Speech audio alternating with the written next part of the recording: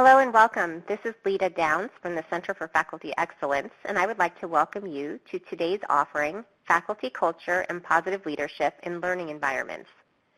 Our presenters, Dr. Laura Lynn, Dr. Lori Lasavita, and Dr. Lee Statlander, originally presented this offering at the Winter 2019 National Faculty Meeting in Tampa, Florida. At this point, I am going to turn things over to them. Welcome. Thank you, Lita. We're really happy to be here. I'd like to start out by thanking all of you, our listeners, for coming to this session that we're excited to bring to you. The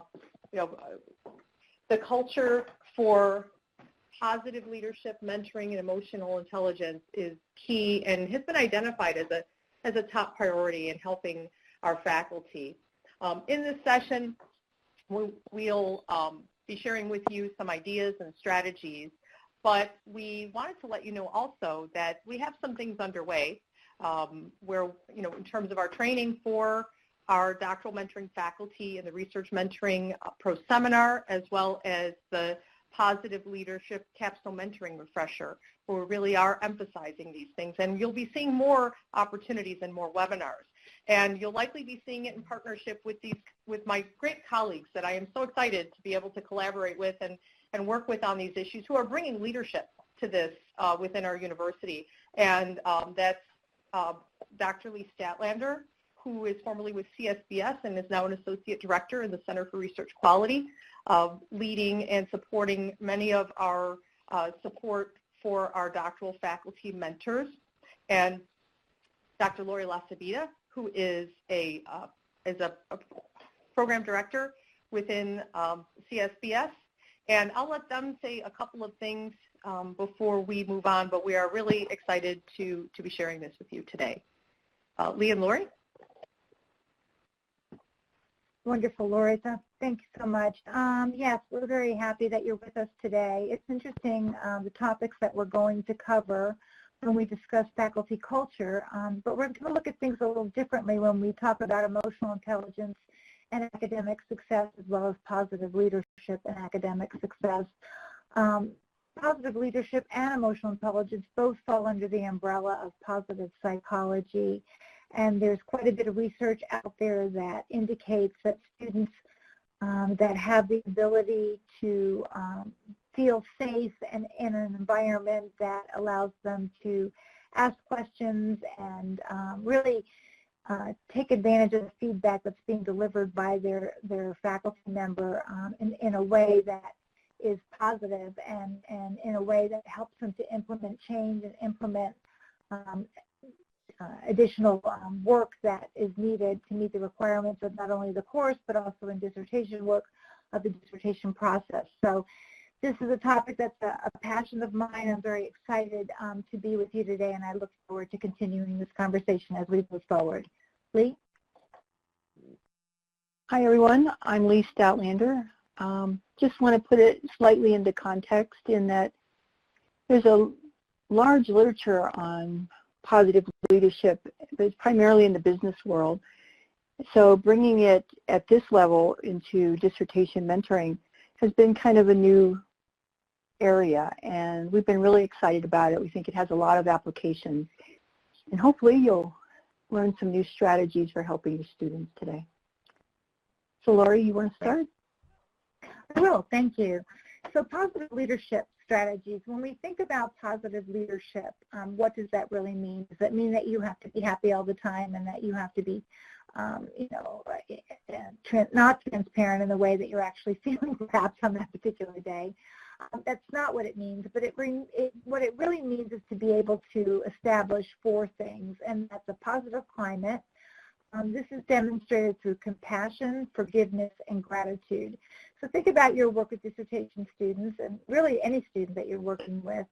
Are you able to convey compassion and forgiveness when they make mistakes, and gratitude of the opportunity to work with these students? Positive relationships, I think we all understand that it all comes down really to relationships and the ability to really reinforce the strengths of your students.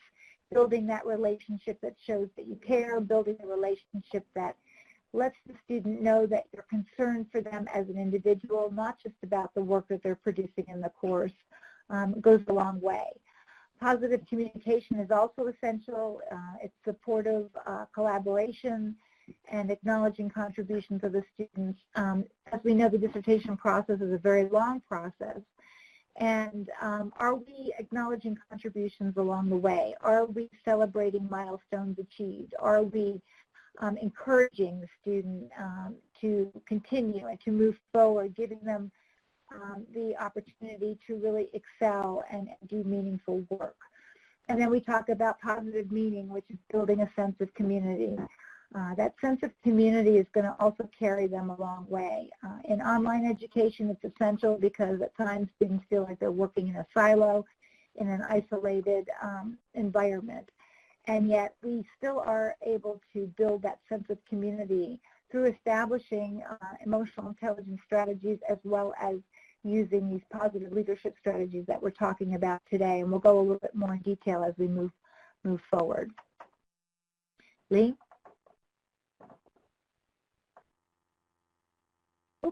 We both did it.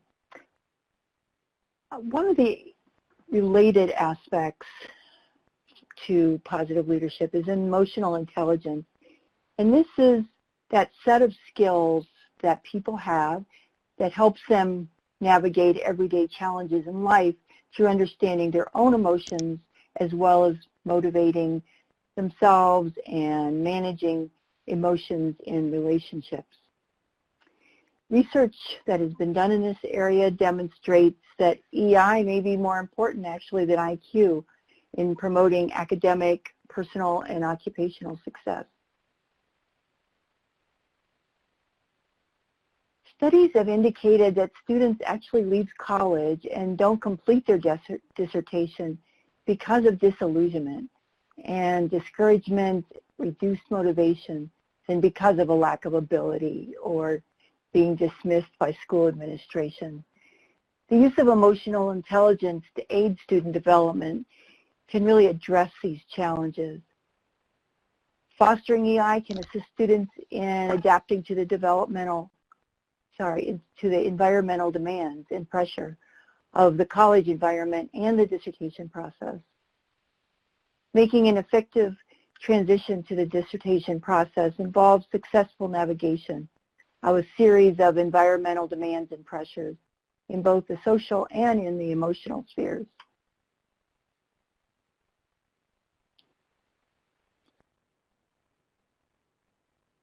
Laura, I think this is you.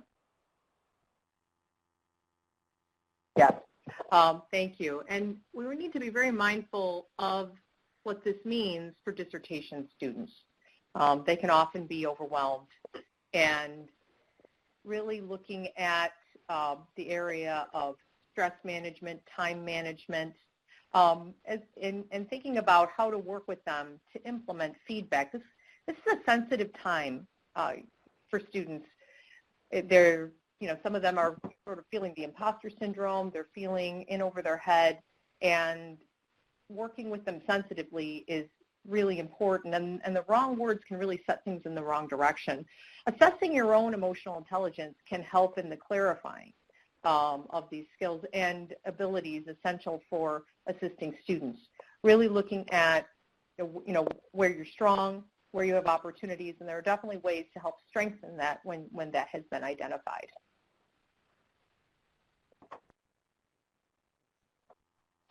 So when we talk about emotional intelligence in regard to faculty and how faculty use strategies in the classroom, some of the things that we have seen and also research has supported is that faculty with high emotional intelligence competencies are more optimistic, they're more adaptable, they're collaborative, they're confident, they're authoritative, they're open, they're approachable, they're enthusiastic.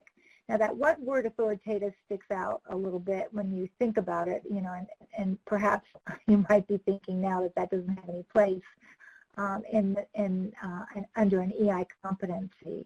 But authoritative means you are you're directing the student. So really, what is your role on the dissertation committee, or what is your role in the classroom? It's to be able to guide and direct a student and support them. Evaluation is only one part of the process. You're evaluating a student's work. However, if you're not providing the feedback that's necessary for them to make improvements, then you do become an evaluator and not a teacher. And so when we say the word authoritative, we mean that you're positive and that you're confident and that you present yourself in such a way that shows that you have a skill set and you have the ability to understand content that they're working on, and that they'll be able to then make improvements in their own work. It doesn't mean that you're arrogant or that you are condescending to a student. So I just wanted to clarify that term for you. We found also that faculty have better communication skills. Those communication skills, remember, if we go back to building those relationships, are you able to foster a positive relationship with your students? Are you able to let your students know that you're there to support them and you really do want them to succeed? We also, the abilities for conflict resolution. Conflict comes up. I mean, when students are in the dissertation process, at times emotions can be running very high. The student may feel like they need to know how to do something, and when in fact they don't, they find it difficult to receive the feedback that you're providing. So how do you resolve that conflict in a positive way? So when you do have a strong area of emotional intelligence, you're able to make that conflict resolution one that's a win-win situation. The student wins by feeling comfortable and being able to talk through any conflict with you, as well as you being able to get your message across to the student and not allow the conflict to create a roadblock for the student. Problem solving. Again, this comes up many times, various problems and challenges. I mean, the old saying that if you think it will happen, it probably will. In regard to dissertation and sometimes with coursework as well, things occur that we never anticipated would occur. Like perhaps a student can't get enough participants that their power analysis of the study indicated that they needed. What do we do at that point? Do we tell the student, well, forget, you're not going to be able to complete and make them feel discouraged, or do we encourage them and come up and brainstorm ideas and provide dialogue with them to help them think through the problem and again, reach that conflict resolution. Impulse and self-control. Sometimes they work with a student and we may feel frustration. Perhaps they're not getting what we're telling them. Perhaps they're not implementing the feedback that we're providing them. Are you able to control the impulse and have self-control in not showing that frustration with the student? Are you able to turn that feeling around and really use that as a learning opportunity to work with the student? Why isn't the student implementing the feedback? Why isn't the student getting the concepts that you're trying to convey to them? Understanding why at times really helps us to put things in perspective and reframe it in such a way that we're able to control those impulses and not really experience that level of frustration that we may find ourselves experiencing. And then self-esteem. They also have better self-esteem in that they're able to understand that they do have the ability to work with the student. You do have the ability to make the student understand the different things and maybe some lack of skill set that they currently have that may hinder their progress. So that self-esteem is essential too. Again, when we're talking about self-esteem, when we're talking about authoritative, we're not talking about being arrogant or condescending. We're talking about a healthy authoritative stance on being the expert, and that's why you're there to work with that student, and also the self-esteem to be able to present your ideas, your thoughts, and your feedback in a way that the student can accept and implement. Lee? Over the last decade, scientists have explored the impact of positive to negative ratios in our work and personal life. They found that this ratio can be used to predict with remarkable accuracy everything from workplace performance to academic success. When leaders display positive emotions, other people take notice and they take actions. As a positive leader, you don't want to sit back and wait for things to get better on their own. Instead, be proactive, initiate calls, or send emails, and try to catch excellence in action. So think about, does that describe you as a faculty chair or a faculty member? Would your students say this about you based on how you interact with them? Positive leaders, when they spot a job that's well done, they try to call attention to it. And this in turn raises that positive to negative ratio and results in productivity. They also watch the energy kind of move through the network once they set something in motion. So if you thought about when you mention in class in, say, a discussion that one of the students has passed their defense, before long everyone begins to get excited and they can see that they might be able to do the same thing and that there is a light at the end of the tunnel. So you begin to get everyone energized through those conversations and feedback. So it's a very collaborative approach that's going on. Positive leaders deliberately increase the flow of positive emotions within their students. They choose to do this not just because it's nice, but because it leads to a measurable increase in performance. Studies show that leaders who share positive emotions have students that have a more positive mood. They enhance the job satisfaction, greater engagement, improved performance. So what differentiates positive leaders from the rest?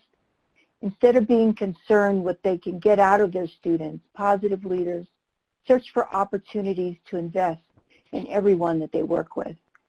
They view each interaction with a student or an individual as an opportunity to increase his or her positive emotions. Laura? Yes, thank you. Also, we could really think about this directly applied to the classroom, whether it's a regular classroom or you're working in the dissertation classroom or whatever type of classroom. It's important that there be these specific aspects. Does it feel safe? And how can you be part of making sure that it feels like a safe environment, both in terms of there being a sense of trust and comfort between the faculty member and the student and the peer community. You play a real important role in setting the tone for that, make people feel secure and relaxed. Also, is it open? In terms of students have choices and responsibilities, and they feel like they can really grow and develop within that environment. Respectful. And especially within our classrooms and our diverse students from a variety of countries and backgrounds and experiences and learning experiences. Feelings and uniqueness and differences in preparation really need to be respected. Supportive, the individuality and the talents and the uniqueness need to be recognized and supportive. And there's lots of interesting ways that you can do that. And I think, as you look at these different aspects, really thinking about the culture you want to create and then thinking about what you're doing to reinforce that, to make that explicit, I think is really helpful. Purposeful. The information is appropriate. It's appropriate for life outside the university as well. Life skills, resourcefulness, resiliency, accountability. One thing is people sometimes tend to behave differently online than they would person to person, and we have so much going on online, even outside of university work, that I think this can be easily transferable and really good practice. Empathetic. That's really important. Sometimes certain classrooms, certain environments can unintentionally have a competitive or judgmental atmosphere or this evaluative atmosphere, but really creating that sense of empathy and support and respect. Stimulating, that it's exciting, that there are, where possible, different ways to get information, to hear things, to share things. And this really helps, students to desire to learn and grow, and timely, great examples, personal examples as they're appropriate, I think can really bring things to life. Flexibility, changes can be brought about frequently without hiccups. It's, while there's challenges, routines and patterns sometimes are changed, and that's important to be flexible and support that flexibility within the environment. And then just emotional intelligence overall is that feelings are validated and discussed. And I just want to emphasize when it comes to the classroom, when we think about all these things, you can be that great example for fellow peers and for each of the students to really think about how, I think it can really have that kind of contagious effect within the classroom and transfer skills to your students. Okay. Okay, so we have a scenario here that we're going to present to you, and we'd like you to reflect on how you would react to the situation. So I'll go through the scenario with you, and then there's some questions that we would like you to think about. When you're working with a student who's been in dissertation for a very long time with slow progress, and they don't send you any work for the entire quarter despite the many times you have reached out to her and scheduled phone conferences to which she's never shown up. So at the end of the quarter, you inform her that she's earning a U or an unsatisfactory grade due to lack of progress towards meeting her term plan goals. She calls you crying, saying that she had to have an operation a few weeks ago and the recovery was slower than she anticipated. She begs you to give her an F for the quarter. What do you do? So what would you do in this situation? How would you think about the student situation? You were probably frustrated with the fact that she never made any of the meetings that you scheduled, although now knowing the circumstances, you may have more empathy and because there's a better understanding as to what was happening with the student. But do you give her an S grade for not participating or turning in any documents while she was ill? Do you give her an S grade or a satisfactory grade, or do we really give students grades, or do we give them the grade that they earn? What do you think about the student? Do they have any accountability in that situation? What was your initial reaction to the student? So take a minute or so and think about that. A story I like to tell is it's interesting when we have individuals that we jump to a judgment about, and we don't really know the situation. Once we do know the situation, it often changes the way we view things.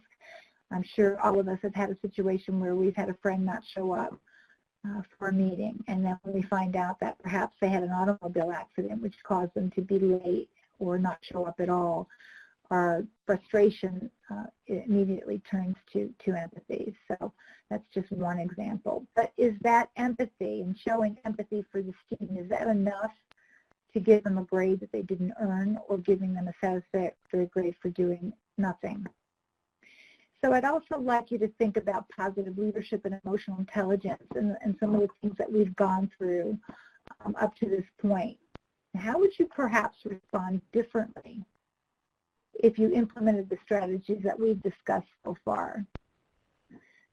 It may be that the student will still earn the U grade. However, how would you approach that? What kind of feedback would you give that student? How would you handle that student in communicating with her? Think about what the outcome might be. These are things that we find happening all the time in classroom situations, as well as students that are working on their dissertation, because as we know, life happens to all of us. So how would you perhaps change the response or the way you would handle it if in fact you implemented the emotional intelligence and the positive leadership strategies that we've talked about so far? Are there any alternatives to the U grade, such as a retroactive withdrawal? Is there support services available to that student, such as disability services? All things to consider. And don't hesitate in situations like this to bring in a trusted colleague or the program director or dean who can help you think through the situation, and they may have some suggestions as far as what resources are available to the student, as well as what the appropriate grade would be. Again, even if the student earns a U grade, it's how we approach that student, how we communicate with that student, and how we develop that relationship and continue to develop that relationship moving forward with the student that should be upmost in our minds. So we'd love you to have that opportunity to think this through, perhaps even at a later date as we'll continue with our presentation. Lee? So let's think about how to give feedback in a positive leadership way.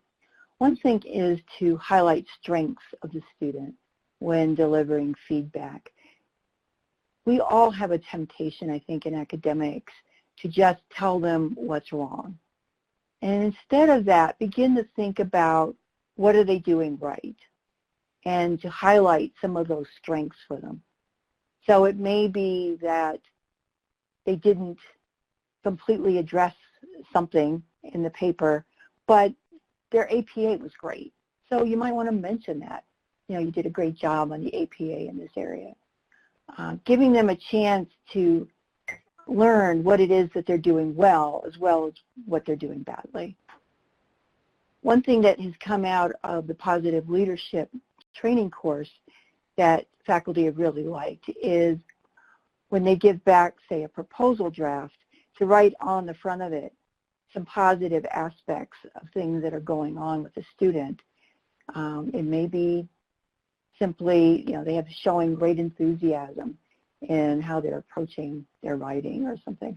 But just to kind of give them something that they can go back to later and say, okay, I'm not a total idiot. I am doing some things right. Also teaching students boomerang skills.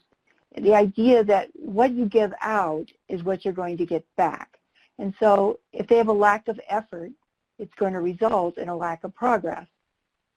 You want to find out the reason for their lack of progress and help them problem solve ways to address it. If the feedback doesn't make sense or they don't know where to go from the point of receiving your feedback, it's a good idea to reach out to the student and let them know that you're available. They'll be much more likely to be open about what they're not understanding if you create a classroom that's safe and open. Extensive research demonstrates that positive, respectful, and supportive relationships between students and faculty contribute to a desirable student outcome, such as class attendance, engagement, and resilience. Through positive psychology, faculty can encourage students to identify new ways of applying their strengths and help them further develop their strengths and engage in the learning process. So the goal of positive psychology is engaged learning. Laura? Thank you. And this ties in well with something we've been reinforcing with the new term plan, which is SMART goals. This is based around, our weekly term plan is based around SMART goals to ensure that goals are specific, measurable, attainable, realistic, and time-bound. And this really supports accountability, but it also supports the opportunity for the student and the faculty member to work constructively to ensure that the goals are really going to fit with the students, with what the student is able to do and what they can plan for, and will really keep them moving forward. It's, very, when we look at specific, it's important to guide them thoughtfully, positively in making sure that it isn't too broad, that they really can think about what is something, what are very specific aspects that they can accomplish, especially when it comes to a broad goal as well as the objectives. Measurable, how will they know that it's complete? Attainable is where they really need to, and this is where your thoughtful and strong emotional intelligence come in, and thinking about their life, their lifestyle, their, what they're able to move to make time for dissertation work versus what they cannot. So making sure that these are attainable goals, and they're, also realistic, and then making sure that there really is something that can be done within a certain amount of time.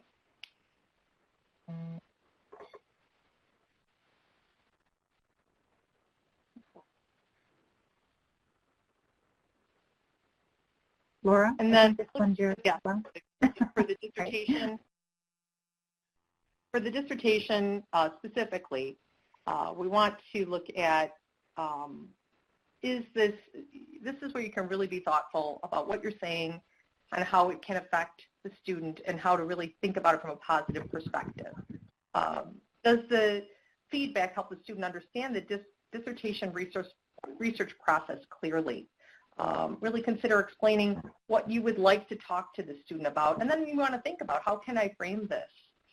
How can I think about it, and also how can you, build on their strengths? That's really important, as there will be opportunities and areas where they might need to strengthen based on either skills or things we're seeing within the dissertation.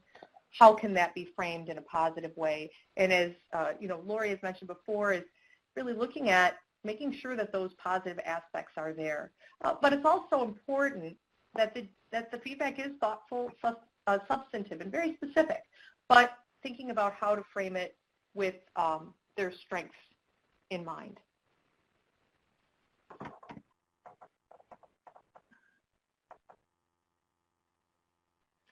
Okay, we're going to go through now specifically as a chair, and I want you just to reflect on some of these bullet points that we'll discuss. So as a chair, are you a positive energizer? Because energy, as we said earlier in the presentation, is essential to positive leadership as well as emotional intelligence. Do people feel like you contribute to their energy, or when the conversation is over, when the interaction is over, feel drained and robbed of energy? When we think about our working with students, Energizers, do you help students flourish? Are you trustworthy and have integrity in the way you interact? Are you dependable? When you tell a student that you're going to deliver feedback within a specific amount of time, do you do that?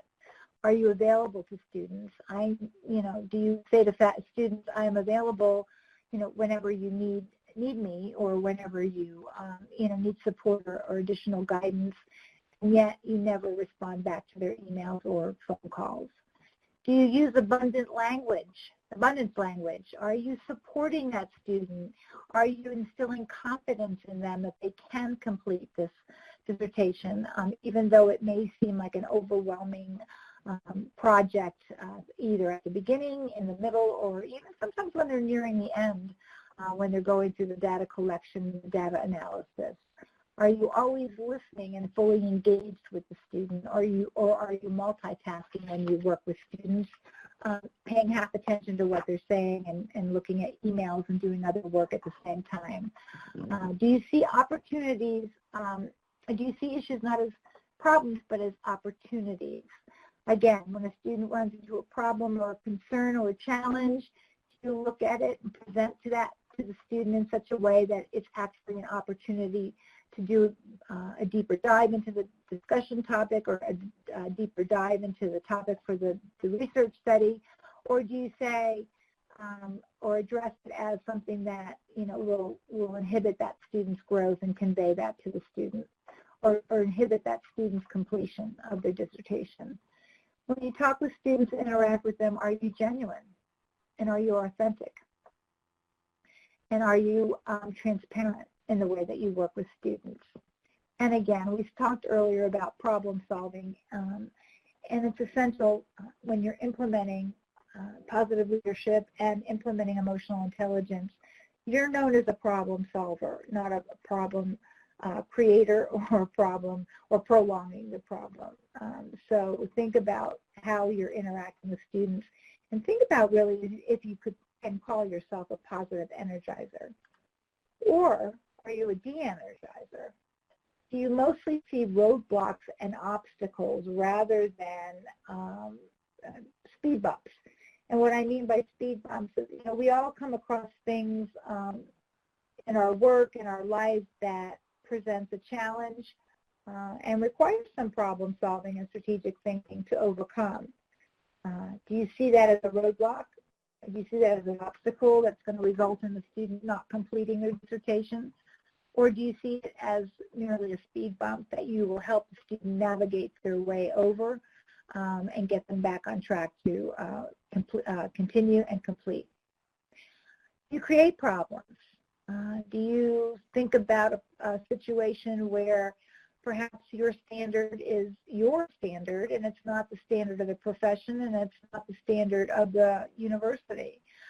Are you creating a problem for the student to reach your standards rather than the standards that are required for a dissertation and for the first research study that the student possibly is doing under the guidance and directive of a committee?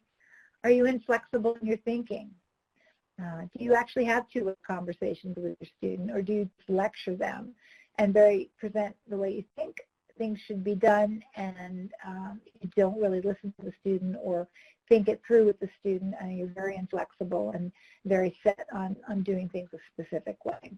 And even if that's the right way to, it's a very strong tenet of what needs to happen in a research project like a dissertation, do you come across as inflexible, or do you come across as open to listening to other viewpoints, thinking them through, and either explaining your rationale or perhaps modifying that thinking to adapt to, if possible, to what the student would like to do or what the student's thoughts are about the situation?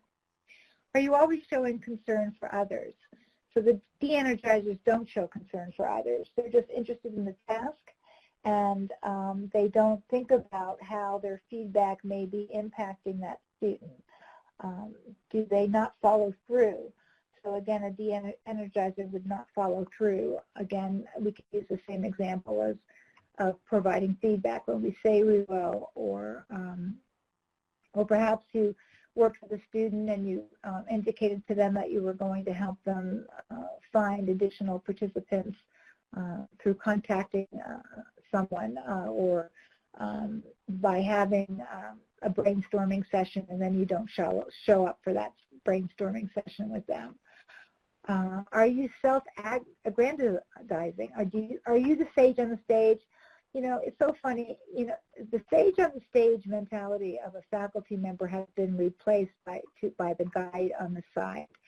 So you're not in a position with a student to, again, set the standard and then have the student reach that standard through no help of your guidance and support. You indicate, here's the standard, now let's see if you can meet it, and you don't provide any support, guidance, or knowledge to that student or development of their skill sets in order to reach that standard. So again, that sage on the stage is no longer an acceptable way, if it ever really was, which I don't think personally it was.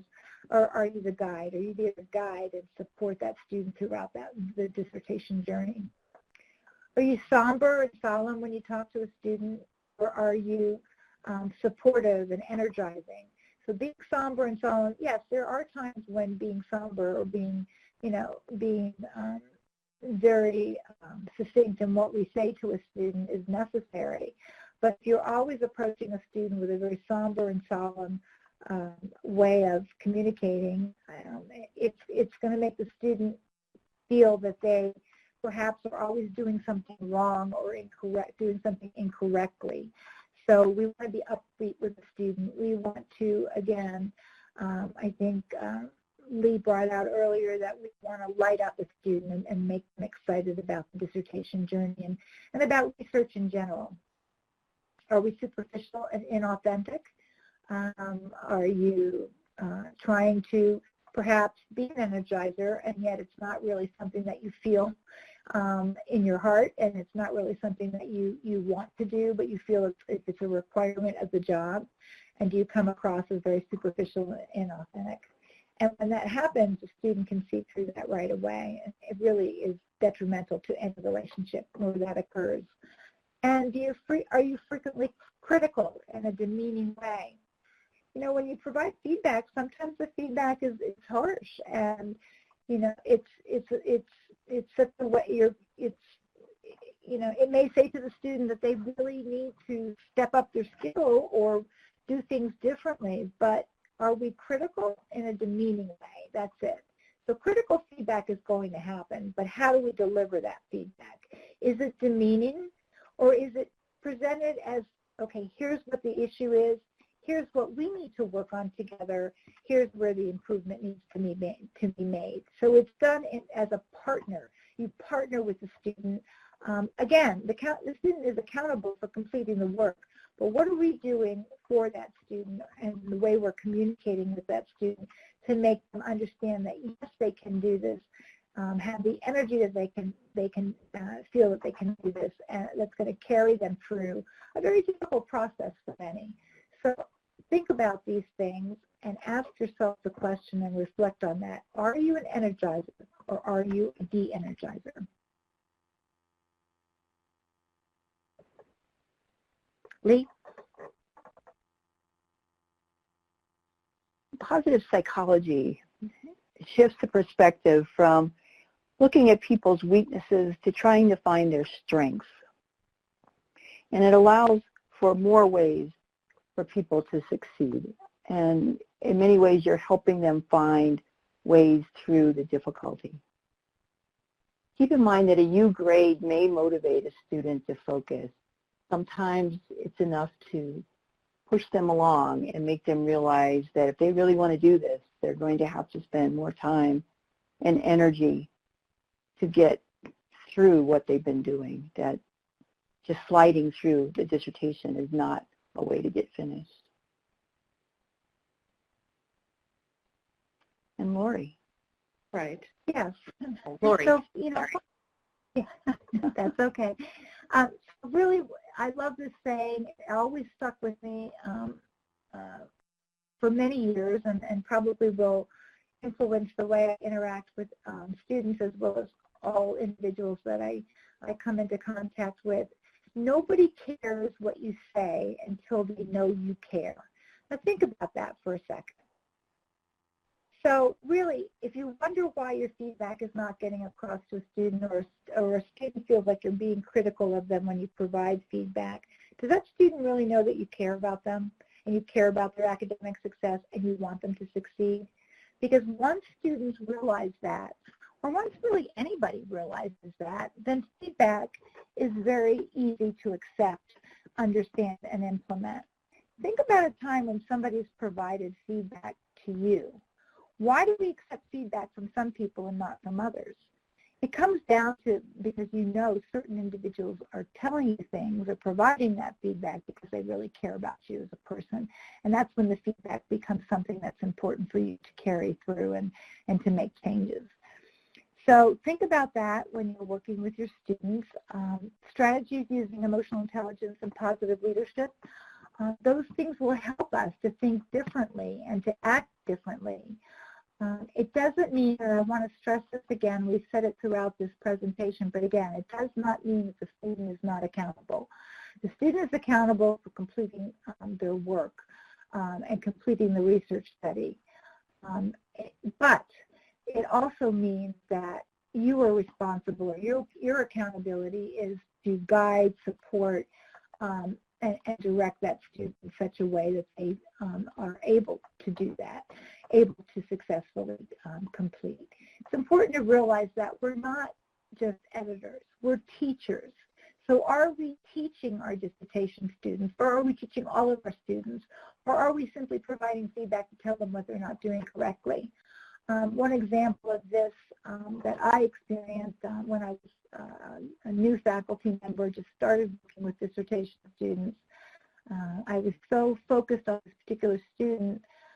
I wanted her to get through. I wanted her to be successful. I don't know how well I was communicating that to her, but I went through her document with a fine-tooth comb, her proposal, and pointed out all the areas that she needed to work on or that needed to change, and I gave her actionable feedback of how she could do it, and what she needed to, where she needed to go for certain information to learn more about a specific area or section.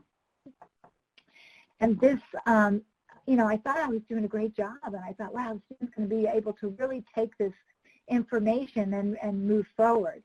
And the student wrote me back about a day later, and she said in her email, didn't I do anything right?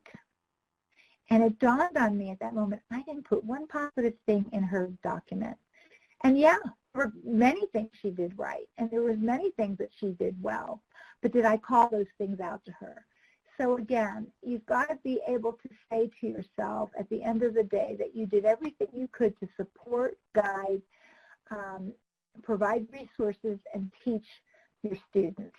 If in fact they don't respond to that, if in fact they don't implement the feedback, if in fact they don't, they don't move forward in timely session, but we can, really honestly say that we did everything we could to support that student and help them to reach the goal, then the onus is on the student and not on us. And so, again, we're accountable and responsible for doing that for students, for teaching them, and to be the teachers that brought us into this profession. The student is accountable to implement those things. And we think that emotional intelligence and positive leadership strategies will help you to be able to better effectively communicate with your students and develop that rapport, develop that positive climate that removes the element of fear, and really get to work with students in a very meaningful way for both you and your students.